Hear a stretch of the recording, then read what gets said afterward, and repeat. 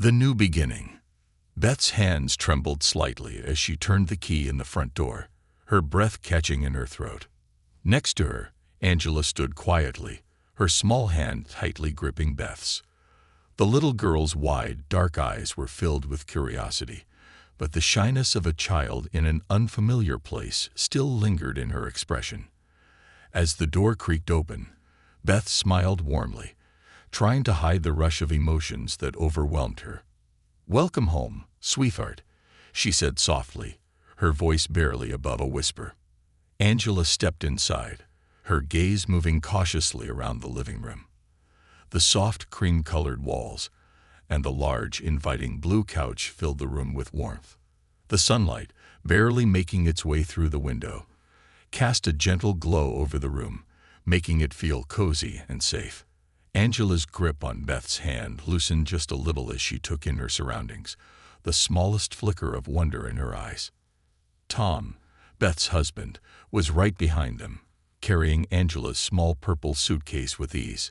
His footsteps echoed faintly as he made his way upstairs, each one measured and soft, like he too was trying to take in the moment without disturbing it. "Let's show you your room first," Beth suggested, offering Angela an encouraging smile. "I think you're going to love it." Angela nodded slightly, her small hand trailing along the polished wooden banister as they climbed the stairs. Her fingers brushed the smooth surface with tentative curiosity, as if trying to connect with the new environment around her. Beth's heart swelled with love for this tiny, vulnerable girl who had become a part of their family so quickly. They reached the top of the stairs, and Beth led Angela to the first room on the left, pushing the door open with a gentle push. The room was a cheerful shade of yellow, painted carefully over the past few weeks. A small bed covered in soft pink bedding sat against one wall, and a bookshelf filled with colorful picture books stood proudly in the corner. The window, decorated with a soft curtain, allowed sunlight to spill into the room, making it feel bright and full of possibility. Angela's dark eyes widened as she took it all in. Her little hand released Beth's as she stepped forward, running her fingers along the edges of the soft quilt on the bed. For a moment, she didn't speak. It was as if she were drinking in the peacefulness of the space, trying to understand it, make sense of it. Her breathing slowed, and she turned to look at Beth, a soft smile forming on her face. "Do you like it?" Beth asked, bending down to Angela's level, her heart racing with anticipation. Angela nodded slowly, her smile still shy but genuine. "It's nice." "Good," Beth said, her voice thick with emotion. "It's all yours." For the next few days, life at the Hartley household settled into a gentle routine. Beth and Tom were eager to help Angela adjust, eager to show her that this was home now. They spent hours together, taking things slow, introducing her to the house, and allowing her the space she needed to feel comfortable. Each day, Angela became a little more open, a little more willing to trust them. Angela's progress was remarkable. By the end of the first week, she was already starting to pick up new words. At bedtime, she would point to objects around the room, her small voice making soft, careful attempts at English words. "Book," she'd say, pointing to the bookcase. "That's right, sweetheart," Beth would beam, the joy of seeing Angela's eagerness to learn shining in her eyes. "Book." Every time Angela repeated a word, it felt like a small victory. It wasn't just about learning English, it was about her starting to understand that she was safe, that this was her home. That was the greatest gift Beth could give her. Tom, meanwhile, spent his days working from home. At lunch breaks, he would join Beth and Angela in the kitchen. Angela would sit at the table, copying letters into her notebook, while Tom made sandwiches. He loved watching her concentrate so intently, repeating the words after him. "Sandwich," she would say, her small voice almost musical in its carefulness. "Yes, sandwich," Tom would reply with a soft smile. "You're doing so great, Angela." Bath time became a favorite routine. Angela adored the bubbles, laughing with delight every time they floated to the surface. She would reach out with tiny hands to grab at the rubber duck, calling it duck with a twinkle in her eyes. It was a simple, ordinary moment, but for Beth and Tom, it was a reminder of just how much Angela was becoming a part of their world. Even family dinners were full of little moments of joy. Angela ate quietly at first, but her eyes sparkled with excitement, taking in every conversation. Beth and Tom would exchange knowing glances across the table, silently acknowledging how far their daughter had come in such a short time. Though Angela still ate in silence, her face told the story. She was absorbing everything around her, finding comfort in their presence. One evening, after another peaceful family dinner, Beth and Tom found themselves cleaning up the kitchen together, a familiar rhythm that had grown comfortable over the years. They worked in quiet harmony, the soft clink of dishes the only sound breaking the stillness. "I can hardly believe how far her English has come," Beth remarked as she rinsed a plate under warm water. "Remember when she first arrived? She barely spoke above a whisper." "I know," Tom said, smiling as he dried a dish. "She's really thriving here. It's incredible to see." Beth's eyes softened, her heart swelling with pride. She seems so much more comfortable now. Those first few weeks, she barely said anything, but now, she's speaking in full sentences. It's like she's been here forever. Tom chuckled, shaking his head. "She's such a bright girl. Did you see how proud she was when she read that whole page by herself? I swear I didn't think she'd make such progress this quickly." "Me neither," Beth agreed. "It's a gift to see her so happy. It's like she's found her place in the world." They finished cleaning up and decided to check on Angela before they headed to bed. Though she had been sleeping well, Beth liked to peek in on her daughter before turning in for the night. It was a ritual, one that had quickly become part of their routine. As they climbed the stairs together, their footsteps light and cautious, they could hear the soft hum of Angela's breathing from the hallway. They carefully opened the door to her room, finding her curled up in bed, her dark hair spread out across the pillow like a silken sheet. The soft glow of the butterfly nightlight cast a gentle radiance on her face, making her look almost angelic. Angela's hand clutched her favorite stuffed rabbit, a small security blanket in the night. Beth stood in the doorway, watching her daughter sleep. Tom did the same, his heart swelling with love and wonder at the sight of the little girl who had so quickly become their world. For a long moment, neither of them spoke. They simply took in the peaceful scene, letting it settle into their hearts. But then, in the stillness, a murmur escaped from Angela's lips. Beth paused, straining to hear. At first, the words were soft, barely audible, but then they became clearer. "Jason," Angela whispered. Tom's brow furrowed, and he exchanged a concerned glance with Beth. They both stood there, frozen, as their daughter muttered the name again. "Jason," Angela repeated softly, her voice tinged with sadness, her face scrunched slightly in distress. Beth's heart skipped a beat. She squeezed Tom's arm, her pulse quickening. "Jason? Who was Jason?" They stood by her bedside for a few more moments, unsure of what to make of the situation. Eventually, Angela's words faded into a soft murmur, and she shifted in her sleep. The peaceful moment returned, but the unease in Beth's heart did not dissipate. Something about the way Angela had spoken the name felt significant. "Do you think he's an imaginary friend?" Beth whispered, glancing at Tom. "Maybe," Tom replied, his voice thoughtful. "Or maybe someone she knew before she came here. Someone from the orphanage." Beth wasn't so sure. The name Jason didn't sound like the sort of thing a child would just make up, especially with the emotion Angela had shown. Something about it felt too real. Tom pulled her gently away from the door, closing it quietly behind them. In the hallway, they exchanged a quiet, uneasy glance. What could this mean? Whispers from the past.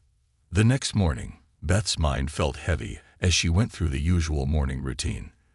The sun streamed through the kitchen windows, bathing the room in golden light, but it couldn't chase away the thoughts swirling in her mind. After hearing Angela's distress the night before, she couldn't shake the feeling that something was wrong. It wasn't just the mention of the name Jason that unsettled her, it was the way Angela had said it. The deep, aching longing in her voice wasn't something that could easily be explained away. "Should we talk to her about it?" Beth asked, her voice soft, almost unsure.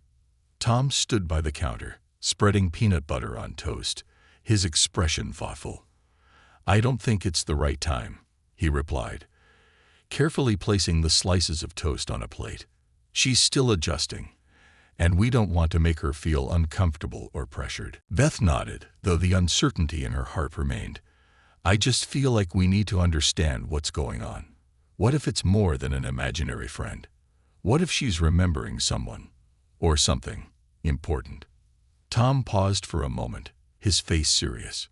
He understood her concern. As much as they'd hoped for a smooth transition, he knew that the emotional baggage a child carried from the past was not something that could be erased overnight. Angela's life before them, before this home, was still a mystery, one that neither of them had the answers to. But hearing Angela call out that name in her sleep, it felt like a clue, a warning, maybe. "Let's wait a little while longer," Tom said, his tone soft but firm. "We'll give her space, but we'll keep an eye out for any signs. If she brings it up again, we can think about how to handle it."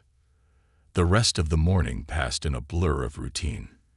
Angela, as usual, was quiet during breakfast, her small hands carefully spooning oatmeal into her mouth, her eyes focused but distant. Her movements were deliberate, as if she were still acclimating to everything.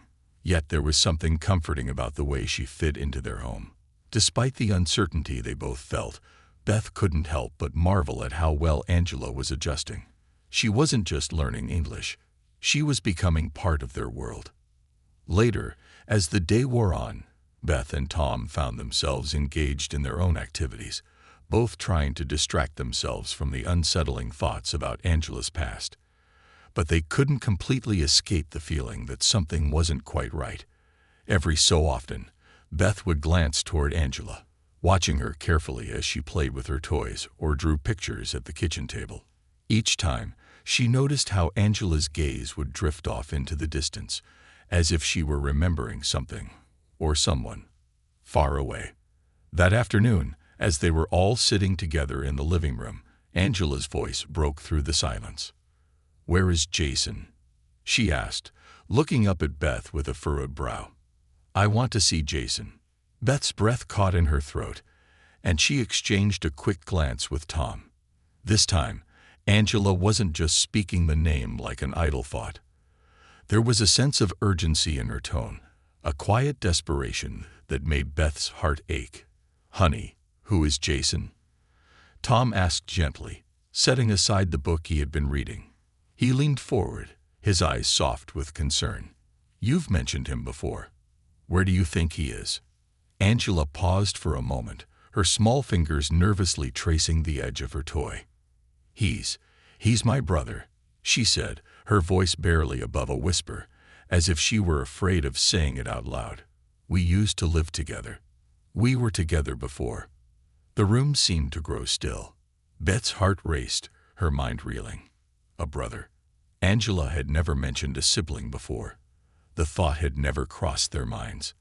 Her adoption records had never mentioned a brother or anyone named Jason. "You lived with Jason," Tom repeated softly, trying to keep his voice steady, his thoughts racing. "Before you came here." Angela nodded slowly, her eyes cast downward. "Yes," she whispered. "We were together, always. But now he's gone." Beth could feel the weight of Angela's words pressing down on her chest. "Where did he go?" she asked, her voice trembling despite her best efforts to stay calm. "Do you remember what happened to him?" Angela shook her head, a small tear slipping down her cheek. "I don't know. I just know he's not here." Beth's heart clenched. A brother. Had they been separated? And why was Angela's voice so filled with sadness? It was as if she had lost something that could never be replaced, someone she desperately wanted back. Beth turned to Tom, her eyes filled with worry. "What do we do?" Should we ask the orphanage? Do you think they know something about this Jason? Tom looked thoughtful. We should. We need to find out what happened to him. If Jason was important to her, if he was a part of her life before, then we need to know. Later that night, after Angela had gone to bed, Beth and Tom sat down at the kitchen table, their faces etched with concern. The questions about Jason, the mention of a sibling, nothing made sense. Their minds were filled with doubt, with fears they didn't want to voice. Do you think they know something they're not telling us? Beth asked, her voice low, almost afraid to speak the words out loud. Tom sighed deeply. I don't know. But there's something about all of this that doesn't sit right with me. Jason might not just be some friend she imagined. If he's real, if he's someone she truly remembers, then there's something we're missing. We need answers. The following morning, they decided to take action. There was no more time to wait. Angela's mention of Jason, coupled with her deep emotional connection to him, had left them with more questions than answers. They had to go back to the orphanage, dig deeper, and find out what was hidden in Angela's past. Beth dressed quickly, her mind already racing with 100 possibilities. Tom, too, was more determined than ever. The sense of unease that had settled over them wasn't going to go away unless they found the truth. By the time they arrived at the orphanage, the weather had taken a turn. Dark clouds hung low in the sky, and a chill breeze carried the scent of rain. Beth wrapped her arms around herself, trying to shake the uneasy feeling that seemed to settle into her bones as soon as she stepped out of the car. It was as if the very air here held something dark and uncertain, something she couldn't explain. Let's get some answers, Tom said, his voice steady but taut with tension. He reached over, squeezing Beth's hand before they both headed toward the entrance. Inside, the orphanage felt cold and sterile, the kind of place that made people feel like they were simply another file in a drawer, another face in a crowd. The secretary, a gray-haired woman with tired eyes, gave them a perfunctory smile as they approached the front desk. Mr. and Mrs. Hartley, she said, her tone polite but distant. What brings you here today? We need to speak with Mr. Curtis, Beth said, her voice firm. We have some questions about Angela's background, specifically about a child named Jason. The woman's smile faltered for a moment, her eyes flickering with something Beth couldn't quite place. Mr. Curtis is in his office, she said, gesturing down the hallway. I'll let him know you're here. Beth and Tom exchanged a look, both feeling the same sense of unease settle deeper into their chests. The journey to Mr. Curtis's office was quiet, the air thick with unspoken questions. When they arrived, the man was seated behind his desk, papers scattered around him as though he had been working nonstop. Mr. Hartley, Mrs. Hartley, it's good to see you, he said, his voice polite but cold. His thin, rimmed glasses gleamed under the fluorescent lights. What can I do for you today? We have some concerns about Angela's past, Tom began, his voice controlled but insistent. She's mentioned a boy named Jason. She says she lived with him before she came here.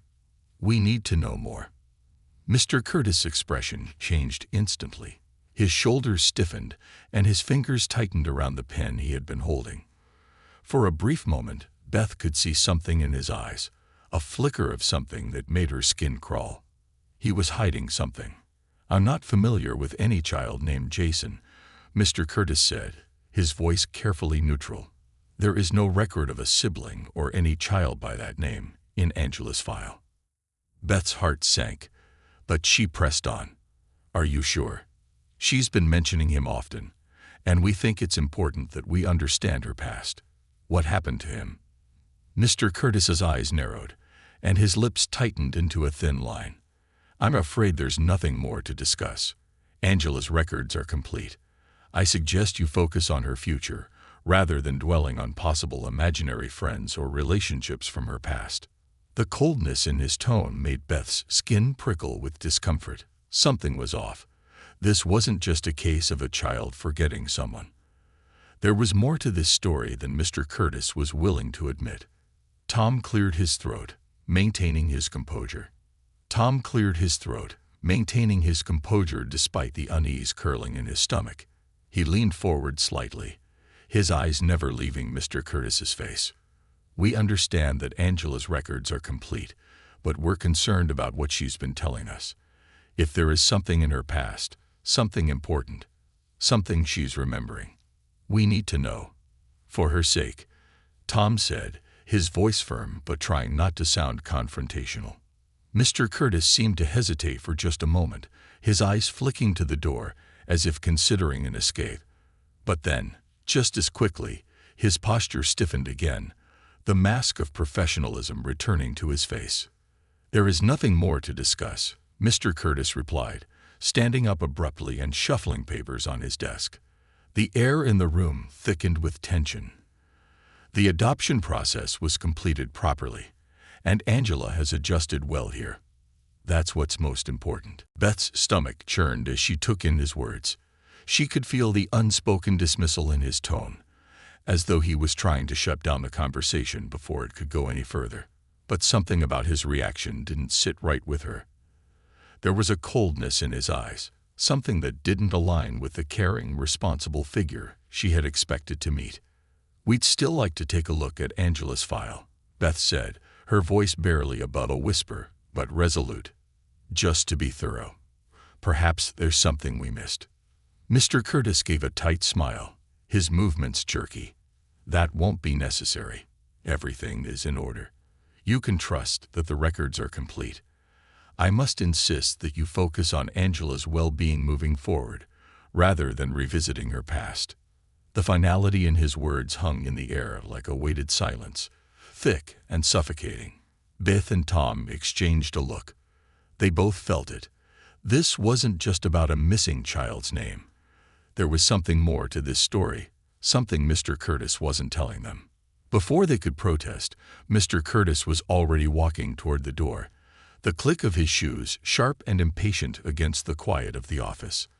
"I believe our conversation is over," he said, opening the door with brisk efficiency. "Please see yourselves out." Beth and Tom stood frozen for a moment, exchanging an uncertain glance. But they knew what they had to do. If Mr. Curtis wasn't going to provide the answers they needed, they would have to find them themselves. They couldn't just let this go, not when Angela's safety, her past, and now the mysterious boy named Jason were hanging over them like a shadow. Without a word, they turned and left the office, their hearts heavy with suspicion. As they walked through the sterile hallways of the orphanage, Beth's mind raced. She couldn't understand why Mr. Curtis was acting so strange. His demeanor, his refusal to help, they all screamed that something was being hidden. What did he know, and why wasn't he telling them? When they finally reached the front door, the cold autumn air hit them like a slap in the face. The chill of the outside world seemed to seep into their bones as they stepped into the parking lot, their thoughts a tangled mess of worry and doubt. The faint scent of rain lingered in the air, and dark clouds loomed overhead, mirroring the storm brewing inside Beth's mind. Tom didn't say a word as he opened the car door, but his expression was a mirror of her own concerns. As he started the engine and pulled out of the parking lot, the rain began to fall in soft, steady drops against the windshield. The sound of it was almost soothing, but it did nothing to quiet the unease settling deeper into their chests. "I don't trust him," Beth said quietly, her voice thick with frustration. "There's something wrong with all of this. Mr. Curtis, he knows more than he's letting on. And I don't like it." Tom nodded, his knuckles gripping the steering wheel tightly. "I know, but we're not going to give up. We'll get to the bottom of this. We have to." They drove in silence for a while, each lost in their own thoughts, the rain coming down harder now, a constant drizzle that blurred the road ahead. The weight of the situation hung over them like a dark cloud, threatening to break at any moment. By the time they reached home, the rain had stopped, but the feeling of dread that had settled in their hearts lingered. Beth wasn't sure how to approach Angela about what had happened at the orphanage. She didn't want to make her feel like she was being interrogated, but at the same time, they needed answers. And if Jason was as real as Angela seemed to think, They had to find out who he was and why he was so important to her. Tom parked the car in the driveway, and they both sat in silence for a moment, staring at the house in front of them. The warm glow of the lights from inside seemed like a distant comfort, but it couldn't shake the unease they both felt. They were supposed to be creating a home for Angela, a place where she could feel safe and loved. But now, with every passing hour, the feeling that something was terribly wrong was growing stronger. "We'll figure this out," Tom said finally, his voice steady, though there was an edge of worry to it. "We'll keep asking questions, and we'll find out what happened to Jason. We owe it to Angela." Beth nodded, but she couldn't shake the feeling that the answers they were seeking might not be as simple as they hoped. What if Jason wasn't just some lost memory or a name from her past? What if his disappearance, if he was even gone, had something to do with her adoption? What if he was in danger? "I hope you're right," she whispered, "but I don't know how much longer I can keep pretending everything is fine. The more I think about it, the more I feel like we're just scratching the surface." They both stepped out of the car and walked to the front door, the weight of the mystery pressing heavily on their shoulders. Angela had already begun to settle into their home, and for a time, it felt like everything was going smoothly. But now, the haunting mention of Jason, the brother she had lost, was casting a shadow over their once peaceful home. Inside, Angela was playing quietly in the living room, sitting on the rug with her stuffed rabbit. She looked up as they entered, her eyes wide with a mixture of curiosity and caution. She hadn't said anything more about Jason since earlier, but Beth couldn't shake the feeling that there was more Angela wasn't saying. As she passed the kitchen, she noticed Angela's notebook on the counter, open to a page with her carefully drawn pictures. One of them stood out to her, a drawing of two figures standing together, hand in hand. One was a little girl, the other a boy. The boy was drawn with darker features, similar to Angela's, but with a distinctive mark on his face that Beth hadn't noticed before. Beth's heart skipped a beat. The boy in the drawing looked so much like the person Angela had been calling out to. Could this be Jason? And if so, what was his connection to Angela? Why had she drawn him so clearly, even though they had never mentioned him before? She carefully picked up the drawing, her hands trembling slightly. "Tom, come here," she said quietly. Tom walked over to her, glancing at the page in her hand. "What is it?" "This drawing. It's Jason," Beth whispered. "It's her brother. Look at how she's drawn him. She's never mentioned a mark like this before." Tom took a deep breath, his face hardening with the realization.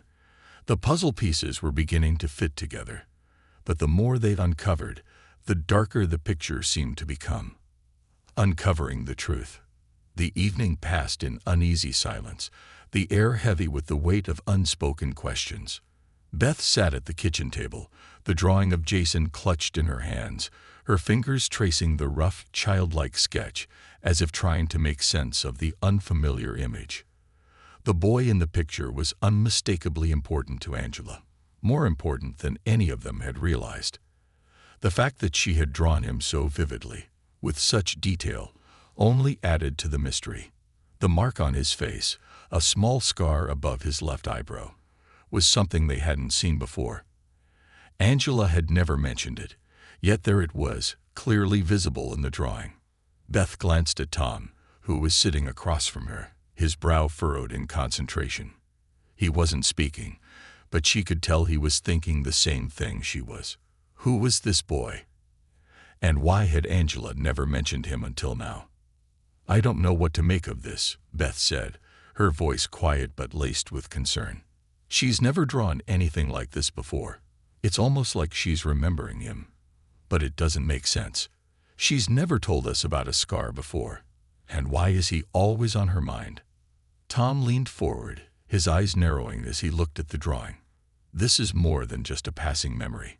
She's not talking about him like she would an imaginary friend. This is real to her, and I think it's real for a reason. Something happened to him. Something that's connected to her past. Our past with her now. Beth nodded slowly, a cold chill creeping down her spine. What if Jason's not just some distant memory? What if he's gone? What if he's in danger? Tom's gaze shifted from the drawing to the empty space in the hallway, where Angela's room was. That's what we need to figure out. We can't just let this go.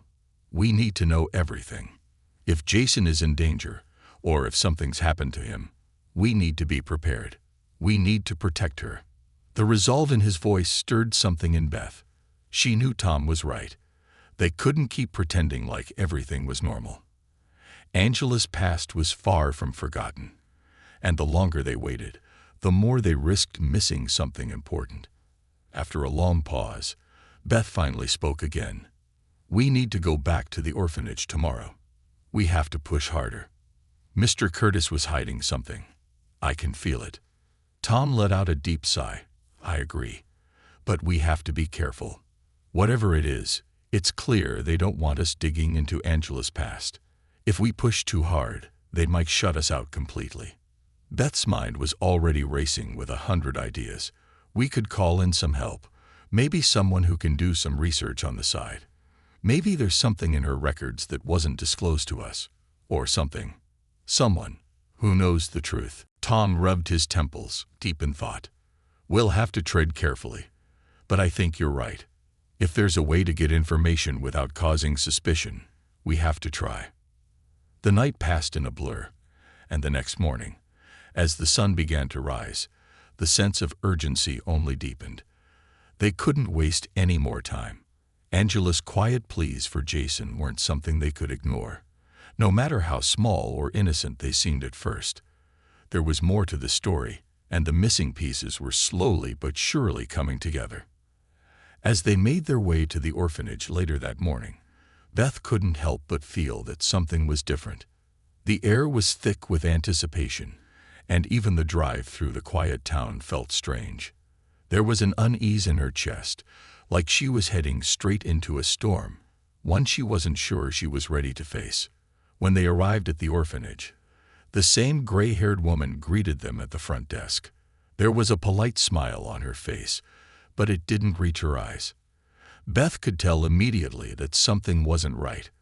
Her gut instinct screamed that they weren't going to get the answers they were looking for. Still, they couldn't give up. They had to push forward. Mr. Curtis, Beth said, her voice calm but firm.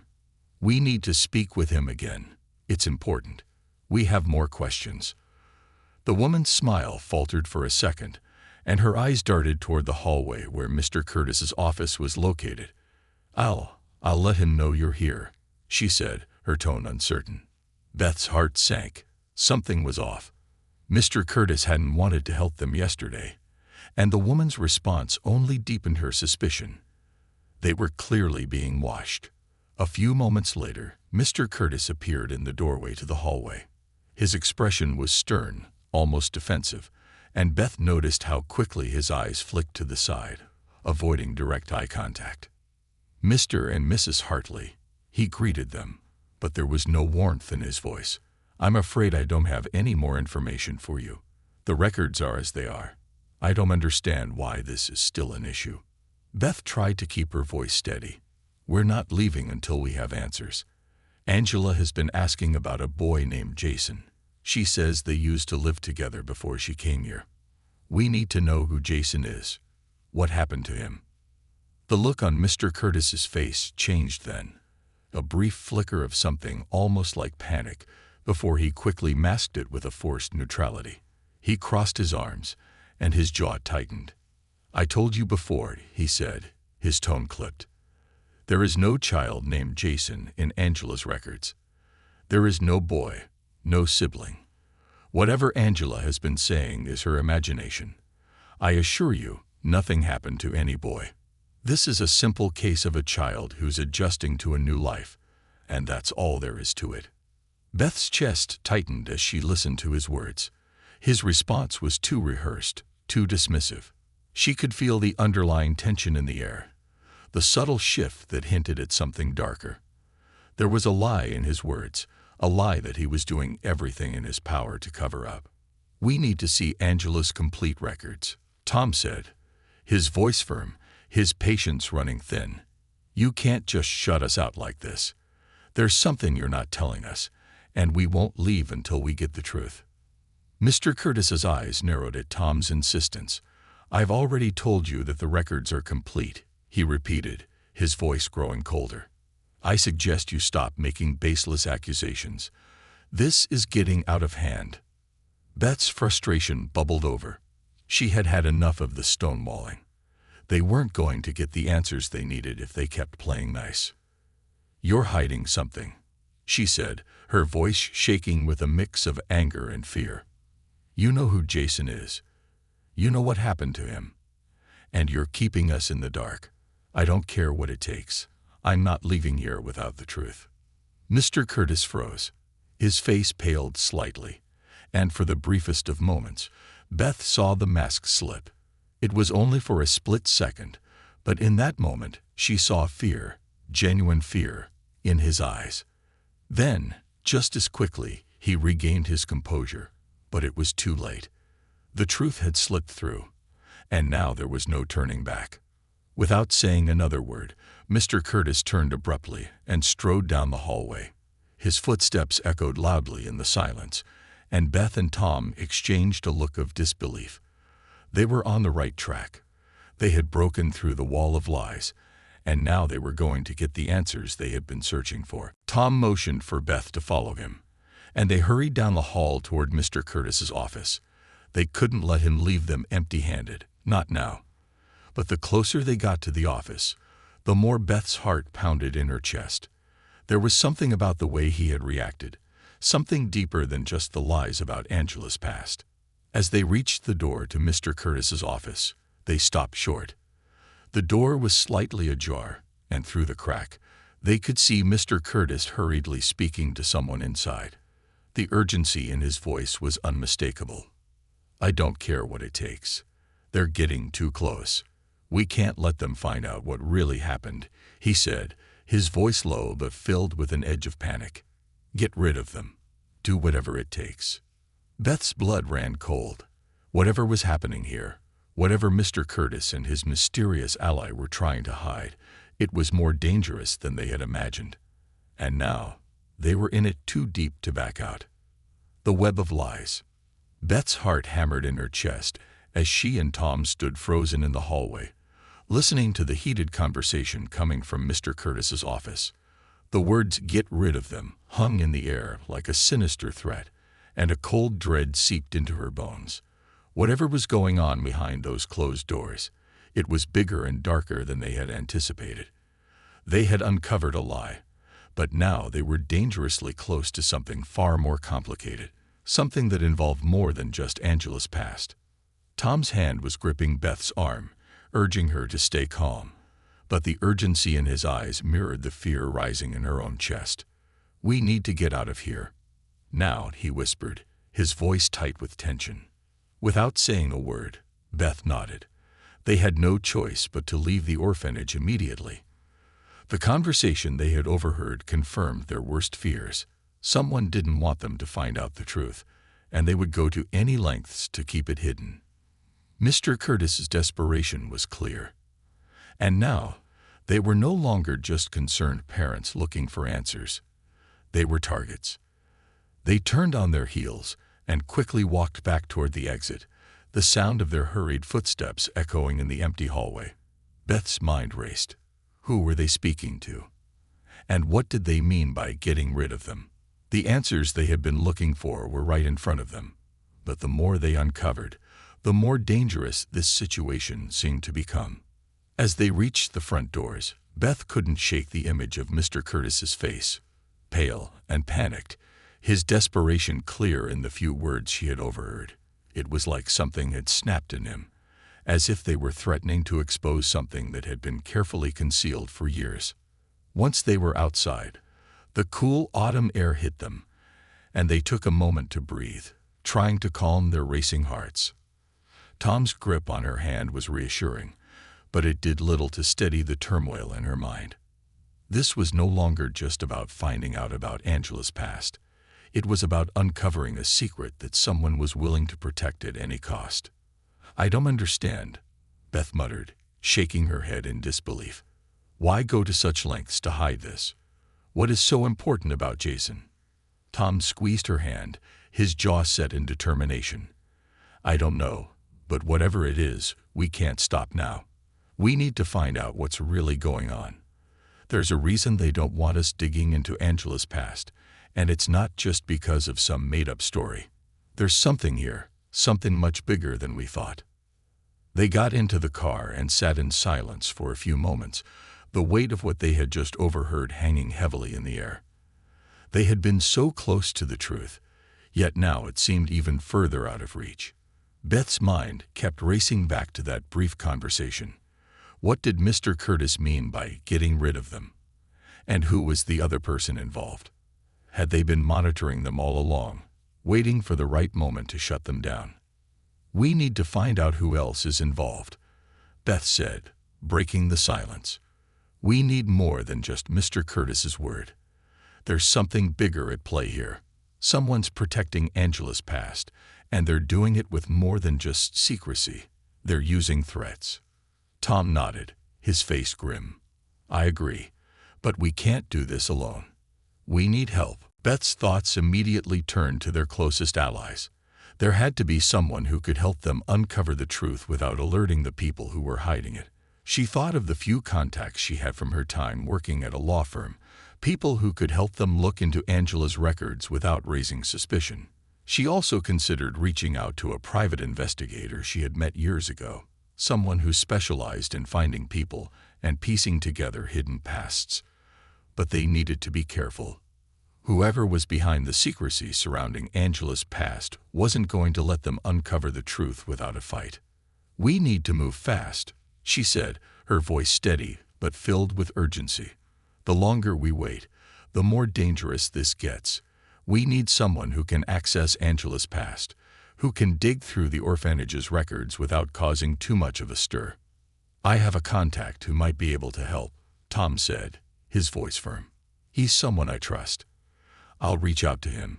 He can get us the information we need without tipping anyone off. Beth gave a nod of approval, though anxiety still churned in her stomach. They couldn't afford to waste any time. If they were right, and there was something more to Jason's disappearance, something sinister, then they needed to act before it was too late. The drive home was tense. Every turn, every stoplight felt like a delay, and Beth couldn't help but feel that they were being watched. The sense of paranoia had settled over her like a thick fog, and every passing car, every stranger they encountered, felt like part of a larger plan to keep them from uncovering the truth. Once they were back at the house, Beth immediately made a call to her old contact from the law firm, explaining the situation as briefly as she could without raising too many questions.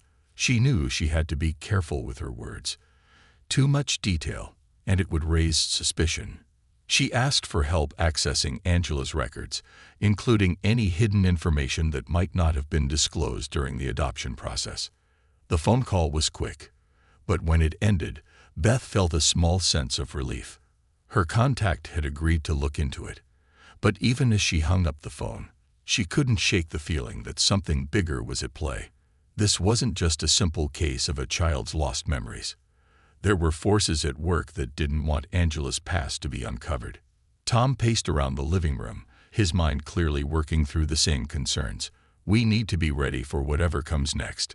If there's anyone else involved, they won't just back off because we're asking questions. Beth nodded, her eyes narrowing with determination. We're not backing off either. If they're hiding something, we're going to find it. As the evening wore on, the couple's worry deepened. Their quiet home, once filled with comfort and security, now felt like a trap, as if the walls were closing in on them. Every creak of the house, every whisper of wind outside, seemed to carry a hidden message, a warning that they were getting too close to the truth. That night, as they sat at the kitchen table, each of them lost in their thoughts, Angela's voice broke the silence. The small girl stood in the doorway, her dark eyes looking at them with a mixture of confusion and concern. "Is everything okay?"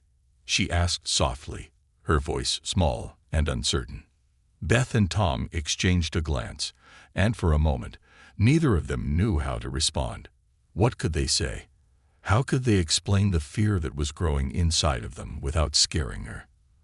But Angela was sharp. She had already picked up on their unease, and now she was asking the questions they weren't sure how to answer. Beth stood up slowly, her heart aching with the weight of the situation. She walked over to Angela and knelt down, looking into the girl's eyes. There was so much innocence in her gaze, yet so much hidden pain. "Sweetheart," Beth said softly, her voice gentle but filled with love. "Everything's fine. We're just making sure everything is okay with you." Angela's face softened, and she nodded, but there was something in her eyes that told Beth she knew more than she was letting on. She could feel the tension in the air, could sense that her parents were keeping something from her, but she didn't press further. Instead, she walked over to the couch and sat down, her favorite stuffed rabbit cradled in her arms, the same small figure she had always clung to at night. Beth took a deep breath. Angela didn't know everything that was happening, but soon she would. The truth was coming to the surface, and there was no turning back now. But whatever happened, she would protect Angela. She had to. There were forces trying to keep the past buried, but Beth would fight with everything. She had to make sure her daughter, her real daughter, knew the truth. And soon, the truth would find them. The secrets unraveled. The days that followed were a blur of quiet tension. Beth and Tom knew they were on the verge of something monumental, but every step they took toward the truth seemed to lead them further into the unknown. Angela was still oblivious to the storm brewing around her, her innocence a fragile barrier between the dark past and the life they were trying to build together. But each day, as Beth watched Angela play, as she laughed or quietly drew pictures in her room, Beth couldn't ignore the feeling that the girl was carrying something heavy within her, a truth she didn't fully understand, but one that was clearly haunting her. Tom's contact at the law firm had been true to his word. By the end of the week, he had sent over some documents that made Beth's stomach churn. They weren't much, just a few pages, but they held enough information to confirm their worst fears. There were inconsistencies in Angela's adoption records. There were gaps, unexplained absences in the documentation that had been filed. More troubling, though, was the name Jason that appeared in one of the files. It was listed under a column marked Known Associates, but there was no additional information provided. Beth had been pacing the house for hours when she finally called Tom into the living room. The weight of the papers in her hand seemed unbearable, the information still sinking in.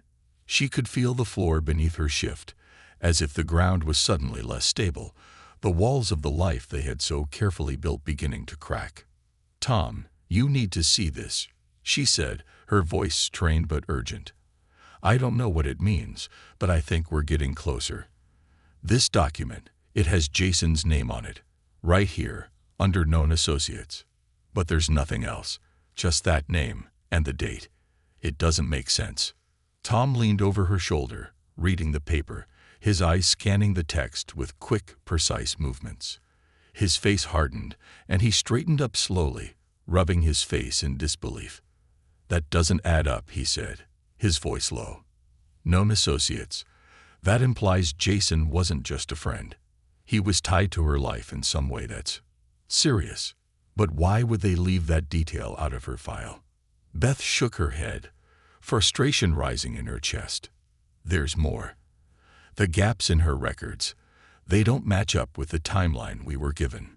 It's like they've purposely left things out. And why would Jason be listed here, but not mentioned anywhere else? Why not in the official adoption paperwork? It's like they're hiding something." Tom sat down beside her, rubbing his temples as he processed the information. "This isn't just an innocent mistake," he murmured. "Someone went to great lengths to cover this up." The phone rang, breaking the tense silence. Beth glanced at the caller ID. It was Tom's contact. Her heart skipped a beat as she quickly answered, her voice steady despite the turmoil in her mind. "Beth, I got more," the voice on the other end said. "I've looked deeper into Angela's past. There's more going on here than anyone is letting on, but it's not going to be easy to get the full story. You're right to be suspicious." Beth felt a rush of relief, but also a knot of worry tightening in her chest. What did you find? What's going on? The voice on the other end hesitated for a moment before speaking again. There's a reason Angela's adoption wasn't as straightforward as it seemed. There's a record of her being moved between several facilities before she came to the orphanage. Places that are not typical. I can't say more over the phone, but I'll send you everything I found. You're not imagining things, Beth. Someone is hiding something, and they don't want it coming to light. The line went silent for a moment, the weight of the words hanging in the air. I'll send the files to your email right away, and I'd recommend being careful. The people you're up against, they don't play by the rules. Beth's breath caught in her throat.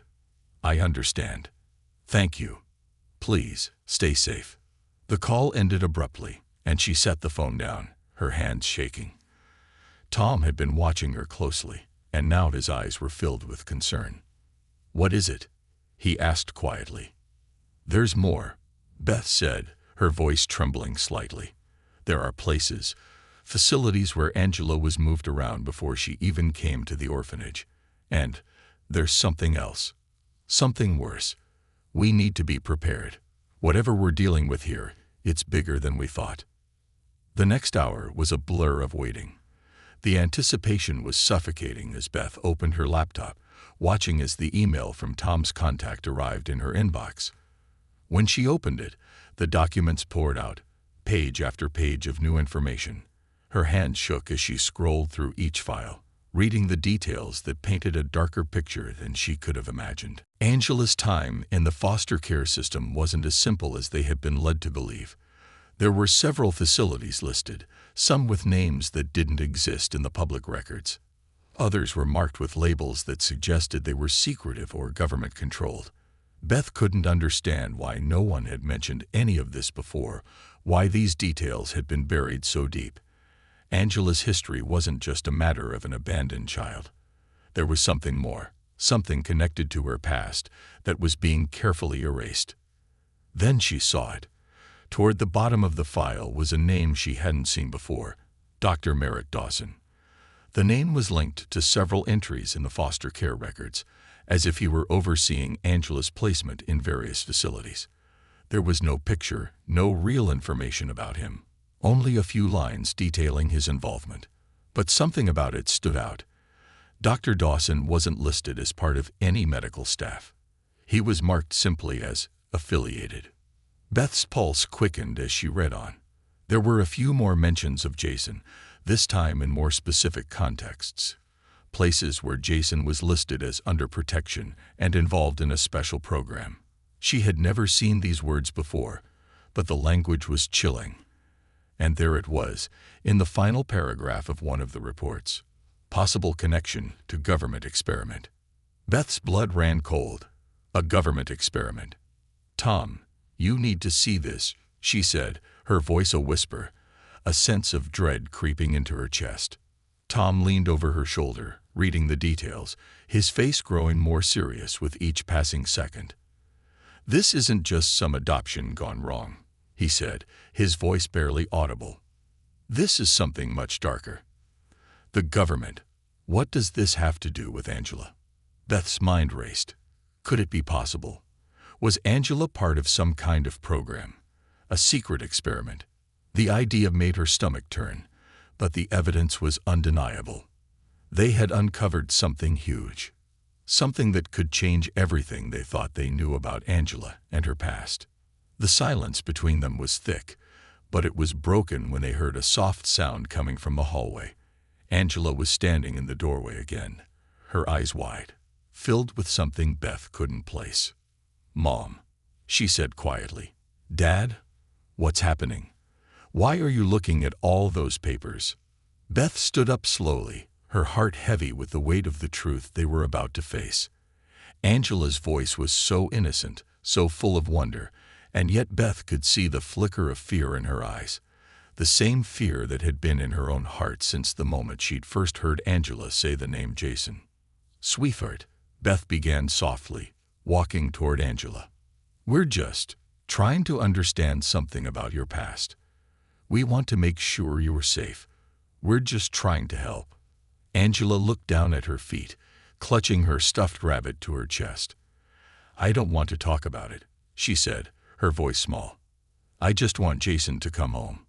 Beth's heart cracked at the pain in Angela's voice. This wasn't just a memory. This was a wound that hadn't healed. Angela had lost something, someone, and the truth was more complicated than either of them had realized. Tom stepped forward, kneeling down to Angela's level.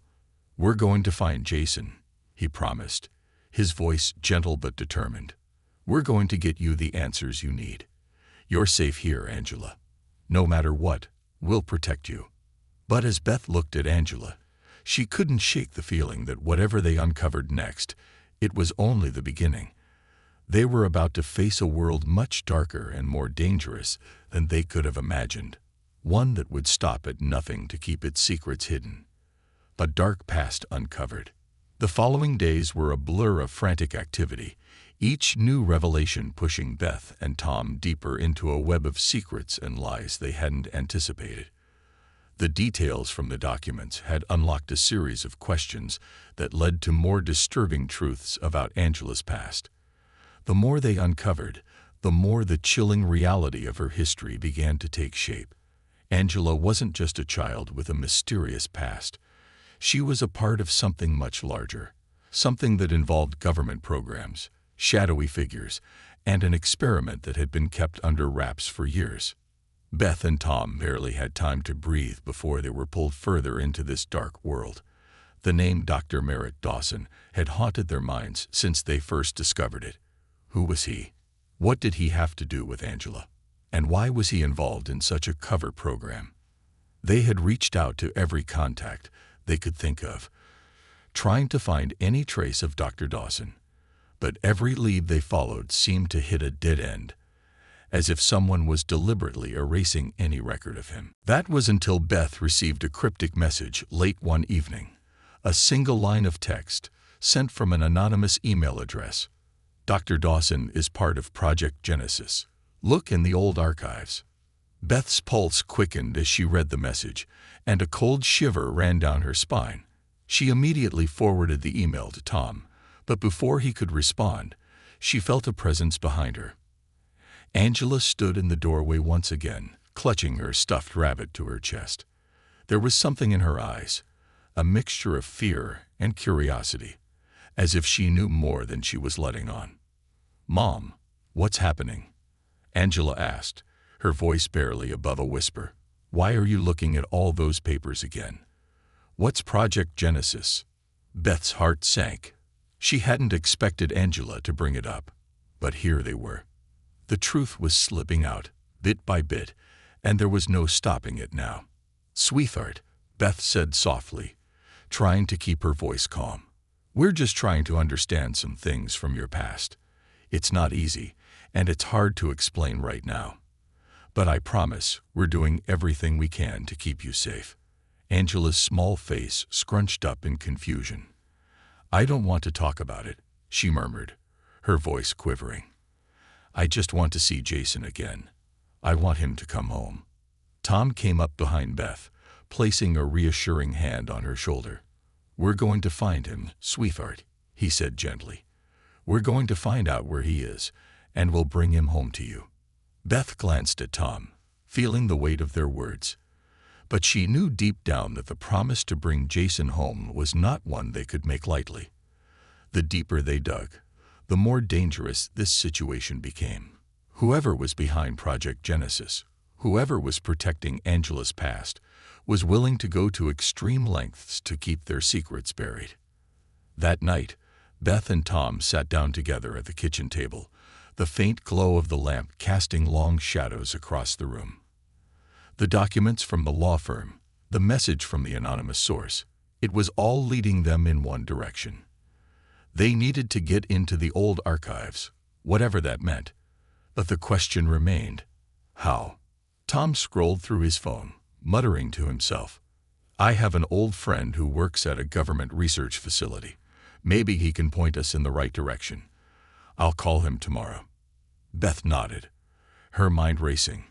"We have to find out what Project Genesis is and how it ties to Angela." The more I think about it, the more I feel like she's been caught up in something much bigger than we ever imagined. She's not just some orphan we adopted. She's part of something. And it's not just about her past anymore. It's about her future, too. Tom's expression darkened as he looked at her. You're right. This isn't just about Angela anymore. Whoever is behind this is dangerous. They're covering something up. And if we're not careful, we could be caught in the middle of something that we don't understand. Beth couldn't deny the truth in Tom's words. Every step they took seemed to draw them closer to a world that was darker than they could have imagined. A world where Angela wasn't just a victim, but a key part of something much more sinister. If they were going to protect her, they would need to uncover everything. And time was running out. The next morning, Tom made the call to his old friend. He was able to get some information about Project Genesis, just enough to lead them to a warehouse on the outskirts of the city. According to his friend, the project had been shut down years ago, but the records were kept hidden in a facility that was technically abandoned. It was a long shot, but it was the only lead they had.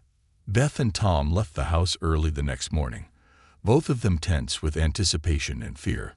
The air was cool, the sky overcast, as if the world itself was holding its breath. Angela had stayed home with the neighbor, and although Beth had hesitated to leave her alone, she knew they needed to act fast. The longer they waited, the more dangerous this situation became. The drive to the warehouse was long and silent, the miles stretching out between them like a dark tunnel. Beth's mind kept returning to Angela, to the little girl who had come into their lives so full of hope and promise, and to the boy named Jason, who seemed to hold the key to everything. What had happened to him? Why had he disappeared? And why had Angela been left behind? When they finally reached the warehouse, it was everything they had feared. The building was isolated, tucked away behind a row of overgrown trees, its windows dark and empty. The place looked abandoned, like a relic from the past. Yet Beth couldn't shake the feeling that someone was watching them from the shadows. Every creak of the old building, every flutter of wind in the trees, sent a chill down her spine. "We have to be careful," Tom whispered as they approached the entrance. "If anyone's still monitoring this place, we'll be walking into the lion's den." Beth nodded, her stomach tight with fear. This wasn't just an investigation anymore. This was a fight for Angela's safety and their own. They moved cautiously through the darkened hallways, their footsteps echoing in the silence.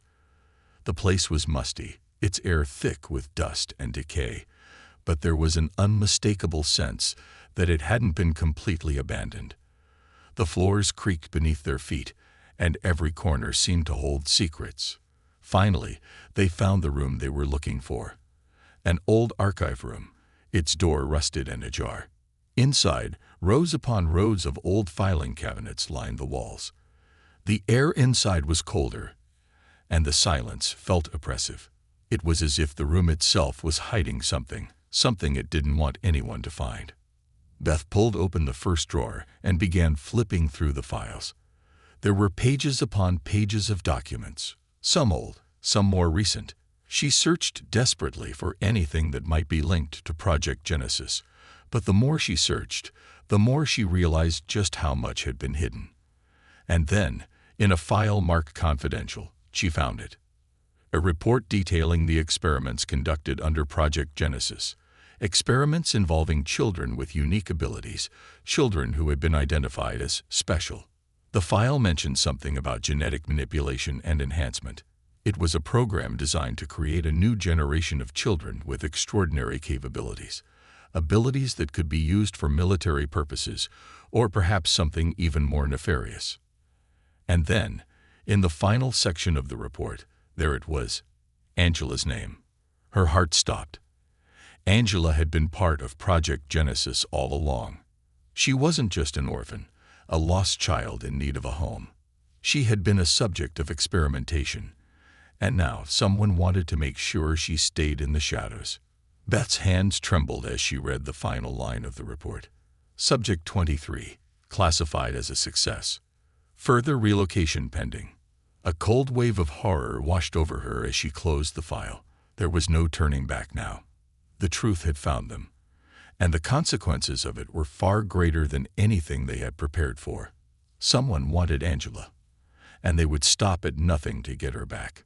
"Tom, we need to leave now," Beth said, her voice urgent and panicked. "We've uncovered too much. They're going to come for us." Tom looked at her, his face pale, but his eyes were filled with resolve. "I know, but we're not running. We're going to fight. For Angela. For the truth." And as they turned to leave, the first sound of approaching footsteps echoed in the hallway behind them. Someone was already here, and they weren't alone.